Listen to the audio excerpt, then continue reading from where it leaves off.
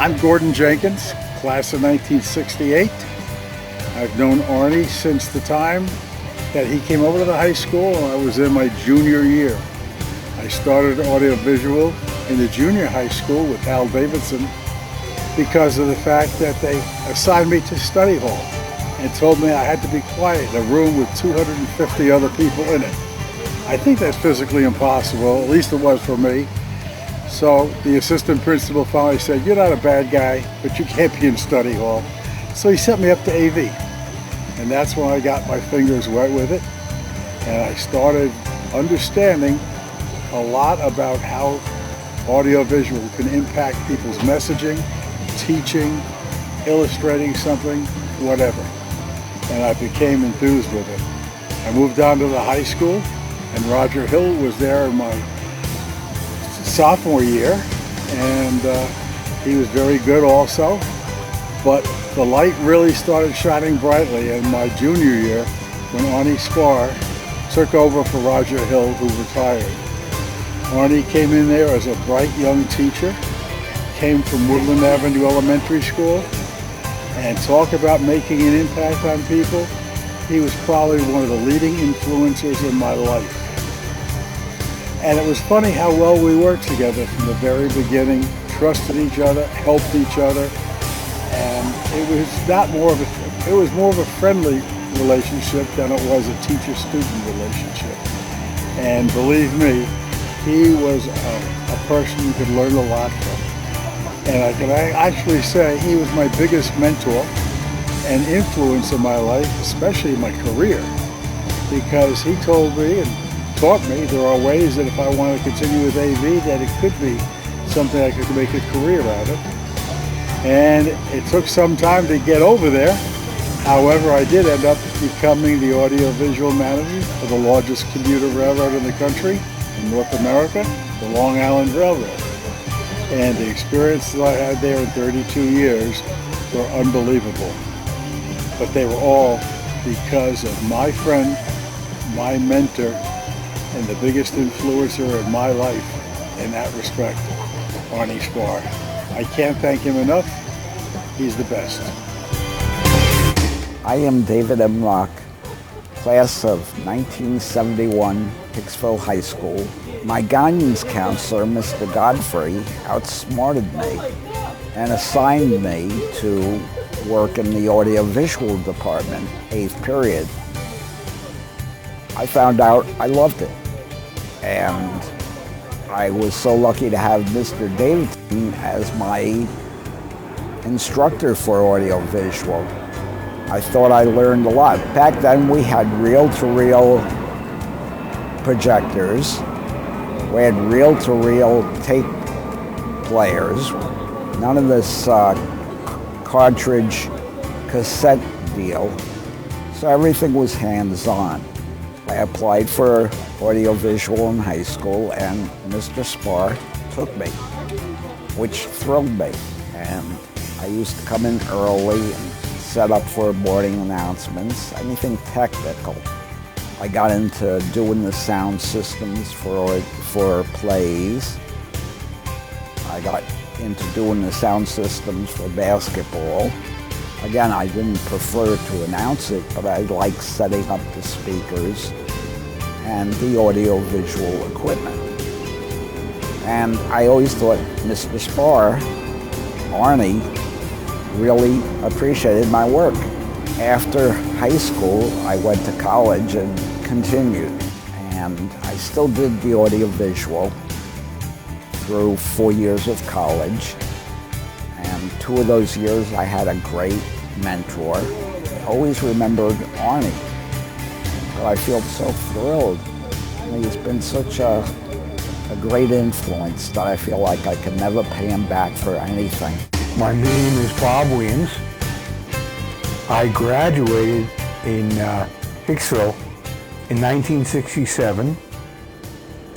The first year I went back to Hicksville High School, I was in Cardinal Cushing Academy in Massachusetts. I started back at Hicksville High School, and the next year of Hicksville was the first year of Arnie Sparr. So I got to know Arnie Sparr when he was still learning. In my case, because my mother had dancing schools, we did shows every June, and that's one of the ways I met Arnie Sparr. And we had many, many years together because of the shows. But in addition, the things I used to do in AV as one of the Arnie's Angels, as they call it now, one of the things I used to do was I was mischievous in high school. And I was the guy that wired the capacitor to the 8mm projector to give it to Mr. French's room and left and waited till it exploded. Because it was wired backwards, it would heat up and it wouldn't blow up right away. It took a while. And it created a lot of smoke in the classroom. And I was called back there to take the machine away. The mind is still working, but the mouth is screwed up. I also we had a device which created static electricity. And I borrowed that device and put a wire around the top of the ball of the static electricity, and the other end around the doorknob of the door to AV. And I waited for somebody from the AV squad to touch the door. I didn't know that the next person to touch the door was Raymond L. Rush, who happened to be the principal of the school. I did not get thrown out. I had fun all the time, and Arnie Sparr was, I wouldn't say he appreciated my actions, but it was different with me. We had a good time. We also had, the first year, we had a radio station. I didn't have my ham license, but we worked under a ham license there. So I was legal, but kind of stressing the truth. And I had a lot of fun. WA2NTB, I think was the license number. But I enjoyed the time I spent as a ham operator, and later on in life, I got a novice license, and then a technician's license. So, Arnie Sparr was my lead-in to electronics. Most of it was mischievous, but when I was done fooling around, I also learned. And learning electronics, when I left Hicksville High School, I went to New York Tech for 1 year, and I didn't like school in the first place. So mid-year, I left and I joined the Navy. Now, because I had a feeling of electronics, I joined the electronics field program. I ended up in the nuclear weapons. It all started with Arnie Sparr and the fun I had, but at the same time, I had a learning curve in the area of electronics. I am now 72 years old. I have done all kinds of things from the fire department, police departments, rescue. I even left, I was a rescue captain with Hicksville and left Hicksville, went to Jericho, and started a rescue company, which is someone named Dave Rock as well. And the whole building block we had started with Arnie Sparr and a relationship with a teacher, but not a teacher. He was a leader, but he wasn't a strict teacher. We learned how to develop from Arnie Sparr. That's how Arnie Sparr affected me at 72 years old, living in Arizona. Everything we did, the basic was on what we did in the beginning, in high school. And I appreciate Arnie Sparr in the ways that he helped form me. You wouldn't know unless I told you about it. In the beginning, there was Arnie, and he made us what we turned out to be. Thank you very much. It's been a wonderful life. Thanks, Arnie. Hi, I'm Patty Ruggiero from the class of 1975, Hicksville High School. I wanted to say a few words about my experience in the AV squad with Arnie and everyone else. What's notable in my year that it was the first year that they allowed girls onto the squad. This was a big deal. I remember when we first started showing up in the room, they were kind of like, they didn't know what to do with us. Should we train them? Should we just let them figure things out like we had to? But they were wonderful. They taught us how to thread the film on a machine, and I never knew how to do that. When we helped with the shows, they taught us how to, with Mr. Kusila, they showed us how to control the sound and how to run up with a microphone and do all those things. Sometimes there were mistakes on our part, but we were learning. But overall, I have to say, as I was saying to, I can't say Arnie, Mr. Sparr, I was saying to him earlier, we all have different talents, and we come from different, parts of the world, socially and psychologically.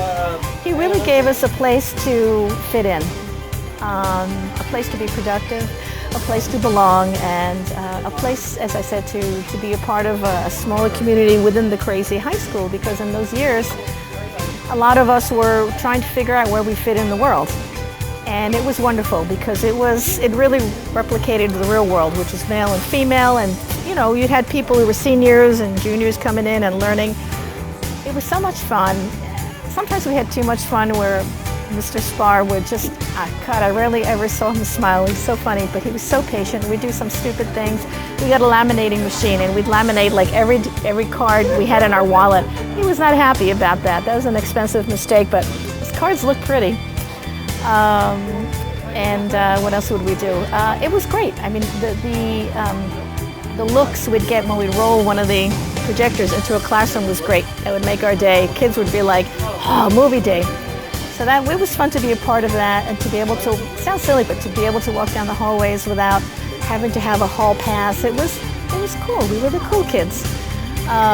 We were allowed to do things above and beyond, going to a classroom and back and forth. So that's it. I'd like to thank everybody that was with us, and especially Mr. Sparr. I have a hard time calling him Arnie because I respect him so much. Who truly has a heart of gold, and he was so good to all of us, and made us feel that we were worthy of belonging to the AV squad, and it made a difference in our years there, and also beyond, because then you start to see yourself in a different light. You say, yeah, I'm capable. I can do this stuff. So that's much appreciated. So thank you, Arnie. Hi, I'm Brian Gill. I was blessed to be with the AV squad when I became a sophomore in high school, not knowing how it would impact me. Definitely was not a studious graduate or whatever you want to call it, but I found some support from Arnie Sparr, who encouraged me to keep going on. Been a bunch of times where he may have smacked me in the back of the head and said, you know, you're an idiot, let's think about this part. And that I'm very thankful for. Eventually, you know, graduate, and I got through high school by the skin of my teeth. And then what really impacted me, going on to real world, where I felt his support and was able to find my own way. I remember more so from Arnie, just always being by my side. He's seen my progression. He's seen me struggle. He's seen me exceed. And he's always looked at me and goes, who would have thought that you would make your mark on society? A funny story is that, so I graduate and I go do some certain things, and it was funny that we were looking, my fiance and I were looking for a house, and we were looking in Levittown. We find a house that needed a ton of repairs, and I'm just thinking, how am I going to do all this work? And sure enough, it was on Morning Glory Road, and I go, I think I know someone that lives here. And Arnie lived up the block, 2 blocks away, and I knock on his door one morning and say, I'm thinking about buying a house down the block. And to my credit, he didn't say no. He said, yes, it's a great idea. So we lived down the block from Arnie Sparr for about 10 years until we eventually sold and moved on. So it's pretty funny. We've known each other a long time, been through a lot of things. He's had my back. He's respected me, and that respect means a lot. Well, Arnie, I didn't interview last year. As you remember, or may remember, I always mumble-mouthed, and that was my nickname from Boo Boo. And it hasn't changed, so when I do recordings like this, I do tend to stutter, and I'm trying it off the cuff so that maybe it'll be smoother. But I do want to tell you that you inspired me to work hard in high school. You inspired me to try to get good grades, to pass. I didn't succeed at one point, and I paid the consequences for that. But when I went off to college, my thought was always towards television and audiovisual, although because I had to go for free, and I went to Silver Post, they didn't really have a broadcast department. They had a radio department. I was not interested in radio. So I studied theater, and afterward I started to work in theater. Got some awards, an OB award for designing lighting and sets, an American Theater Wing award, an American Theater Wing nomination for another play, critical acclaim for several plays over 10 years. And then I met a woman and my life kind of changed. But I then started using my talents in industrial theater, doing video, audio video. I also connected up with some people. I got audio jobs doing monitor mixing for Billy Joel, Bruce Springsteen, the Ramones. I think there were a couple others. I also did a small stretch of substituting at the club downtown. I can't remember the name of it. There was a punk rock club, and I was the sound man for there.